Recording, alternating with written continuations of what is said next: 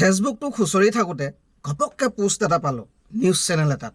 পোষ্টটো মই স্ক্ৰীনশ্বটটো লগাই দিছোঁ আৰু মই অলপমান পঢ়িও দিছোঁ যে ইয়াত লিখিছে আমাৰ মাননীয় মুখ্যমন্ত্ৰী ডাঙৰীয়াই সামাজিক মাধ্যমত কোনোবাই সিদ্ধাৰ্থ শৰ্মাৰ বিৰুদ্ধে কৈছে, কোনোবাই একেবাৰে গৰিমাৰ বিষয়েও লিখা আৰম্ভ কৰিছে।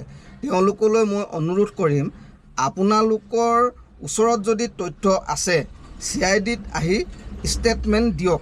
এনেও আপোনালোকে সামাজিক মাধ্যমত লিখিছে যেতিয়া আমি আপোনালোকক মাতিম যে আপোনালোকে ষ্টেটমেণ্ট দিয়ক। যদি তথ্য অবিহনে কথাবোৰ কৈ আছে নিশ্চিতভাৱে আইনে তাক শুদ্ধ ভাষাত নল'ব। যদি তথ্য ভিত্তিত কৈছে তেওঁলোকৰ তথ্যক আমি সন্মান জনাম।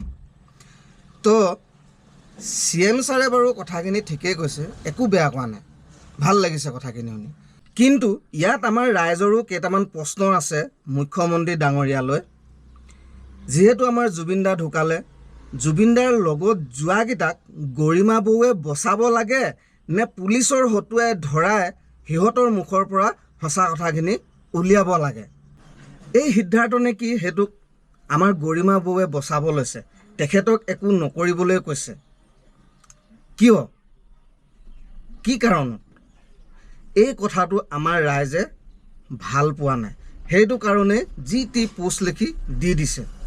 আৰু আমাৰ মুখ্যমন্ত্ৰী ডাঙৰীয়া এইবিলাক আমাৰ ৰাইজক সকিয়নি দি থকাতকৈ সেই মানুহকেইটাক আগতে এৰেষ্ট কৰি আনক।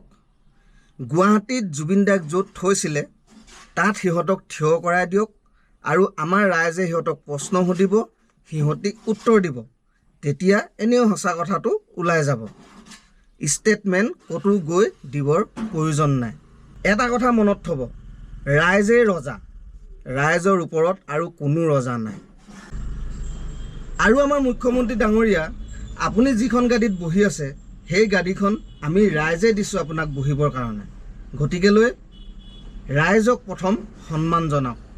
ধন্যবাদ।